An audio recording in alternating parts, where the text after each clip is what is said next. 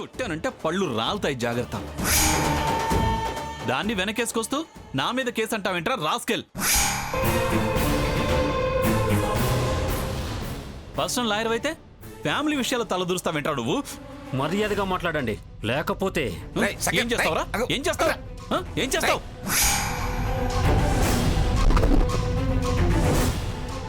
దొంగతనం చేసిన దాన్ని వదిలేసి నాకు మర్యాదలు నేర్పిస్తావేంట్రా? చంపేస్తాను రోయ్, జాగ్రత్త. రేయ్, నువ్వు లాయర్ అయితే మా ఆయన జడ్జిరా. అయినా రాత్రిపూట దగ్గరుండి మరి కన్నాలు వేయించే నువ్వు లాయర్ ఏమిట్రా? పిచ్చి వెధవా. నిజంగా నువ్వు లాయర్ అయితే క్లయింట్ని వారించాలి కానీ మమ్మల్ని మందలిస్తావేమిటయ్యా? నిజం లాయర్ అవుతాయా? దొంగతనం చేస్తుంటే చూస్తూ ఊరుకుంటావా?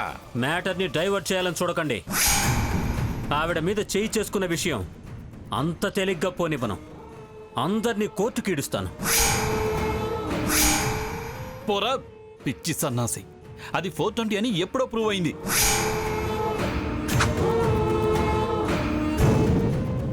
దాని 498 కేసులే అబద్ధమని నిరూపణ అయింది.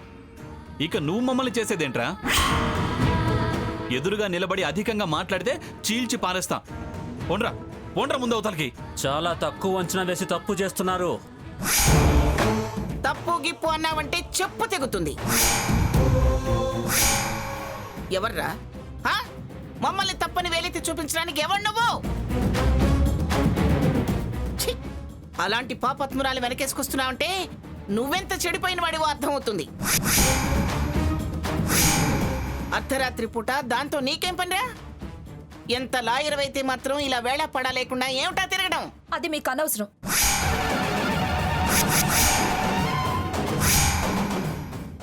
ఏంటే మాకనవసరం?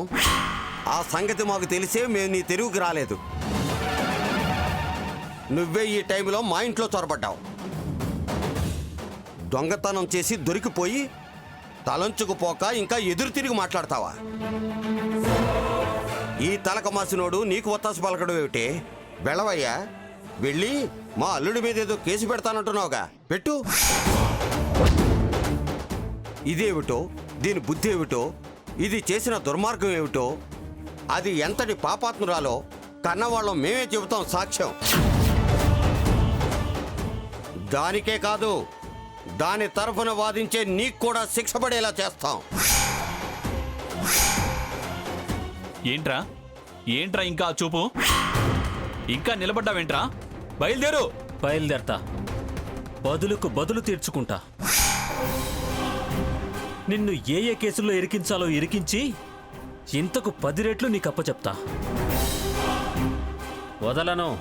వదలనుగాక వదలను. నేనేంటో, నా కెపాసిటీ ఏంటో నీకు తెలిసొచ్చేలా చేస్తా. ఏంట్రా నువ్వు చేసేది? పెట్టుకో. ఏం కేసు పెట్టుకుంటావు పెట్టుకో. పద శ్రీరామ్, వీళ్లతో మనకెందుకు?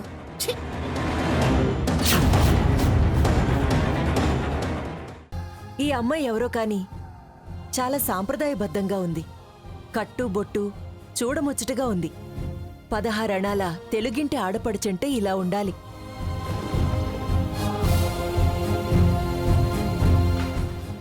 సీత, తప్పకుండా ఈ కళింగకోట బాధ్యతలు మనకే అప్పచెప్తారు.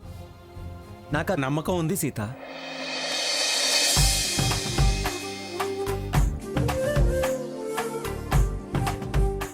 పదరకు.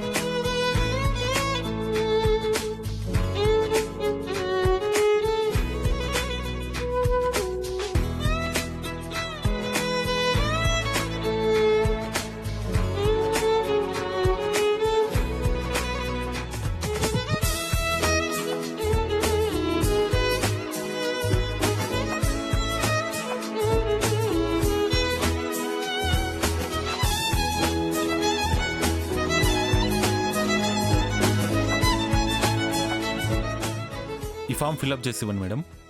అలాగేనండి.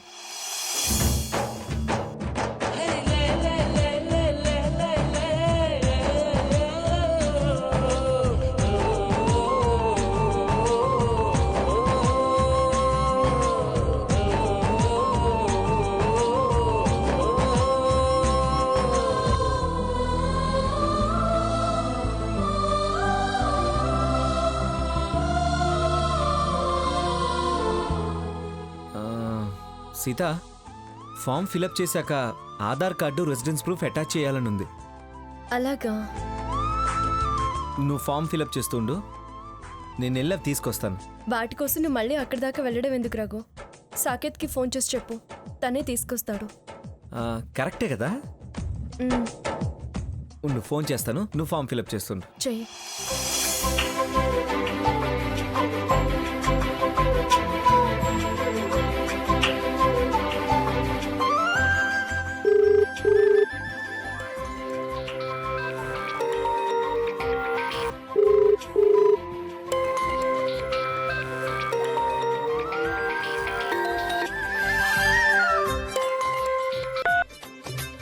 హలో అన్నయ్య, వెళ్ళారా?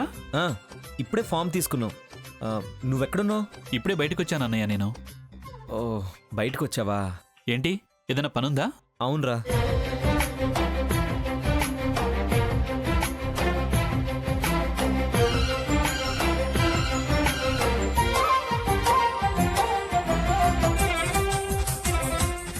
ఏం పర్వాలేదన్నయ్య, దగ్గరలోనే ఉన్నాను. ఇప్పుడే ఇంటికి వెళ్ళి నేను తీసుకొని వస్తాను, సరేనా? సరేరా, ఉంటాను.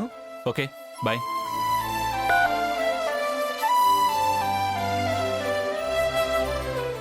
సీత, ఆ? సాకేత్ తీసుకొస్తానన్నాడు. సరే, ఈ ఫామ్ ఫిలప్ చేయడం కూడా అయిపోయింది రాకు. నువ్వు వెళ్ళి లైన్లో నిలబడు. సాకేత్ రావాలి కదా రాకు. నువ్వు అక్కడికి వెళ్ళేసరికి వాడు వచ్చేస్తాడు. లేట్ అయితే మళ్ళీ వెనక్కి వచ్చి నించోవాలి, బాగోదు రాకు. కాస్త వెనక ముందు సాకేత్ వచ్చాక వెళితే అవి జత చేశాక లైన్లో నిలబడతాను. సరే, నీ ఇష్టం.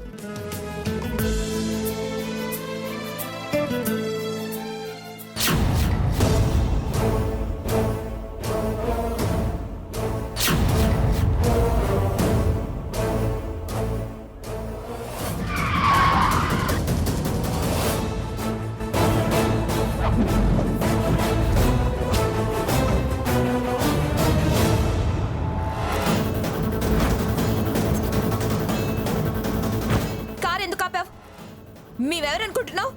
విఐపీలం. విఐపీలైనా ఎవరైనా కార్లు అక్కడే పార్క్ చేయాలి మేడం. ఏం కూసవరా నువ్వు?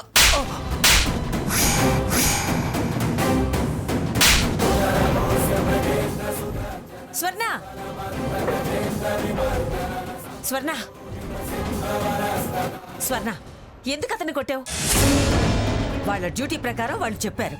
పద, ముందు కారు పార్కింగ్లో పెడదాం రా. సారీ బాబు, పద.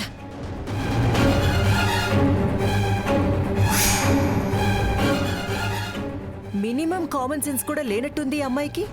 కొందరు అలాగే ఉంటారు మేడం.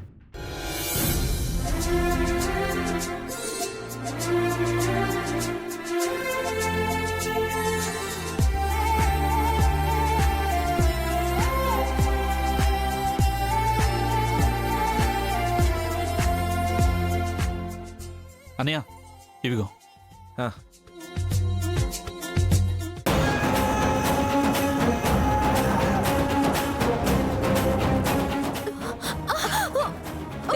ఎవరా నువ్వు?